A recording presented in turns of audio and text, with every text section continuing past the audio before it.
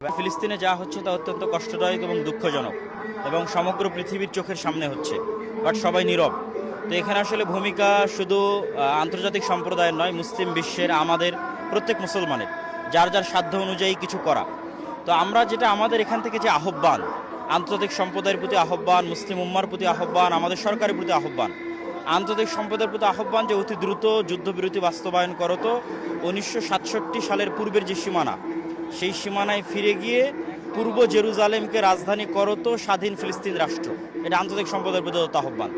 মুসলিম বিশ্বের প্রতি আহ্বান যে তারা যেন ইসরায়েলের সাথে কোনো রকম সম্পর্ক না রাখে, বরং পারলে তাদের উপর বাণিজ্যিক স্যাংশন আরোপ করে। আর আমাদের সরকারের প্রতি আহ্বান যে আমাদের পাসপোর্টে এক্সেপ্ট ইসরায়েল ব্যতীত অন্যান্য দেশে সফর করার যে বিষয়টি, সেটি যেন পুনর্বহাল করে এবং বাংলাদেশে যেন কোনো ইসরায়েলি পণ্য আমদানি বা রফতানি যেন না হয় এবং কোনো সম্পর্ক যেন না থাকে, এবং আমাদের সরকার যেন যথাসাধ্য উপায়ে সকল প্রকার সহযোগিতা গাজার মানুষের পাশে করে। আর সর্বশেষ যে আহ্বান সেটি হচ্ছে, আমরা যদি ঐক্যবদ্ধ না থাকি, বাংলাদেশ যদি ঐক্যবদ্ধ না থাকে, তাহলে বাংলাদেশও ভবিষ্যৎ গাজা হতে পারে পার্শ্ববর্তী হিন্দুত্ববাদীদের সহযোগিতায়, যারা মূলত জায়নিস্ট ইসরায়েলদের প্রত্যক্ষ মদতদাতা।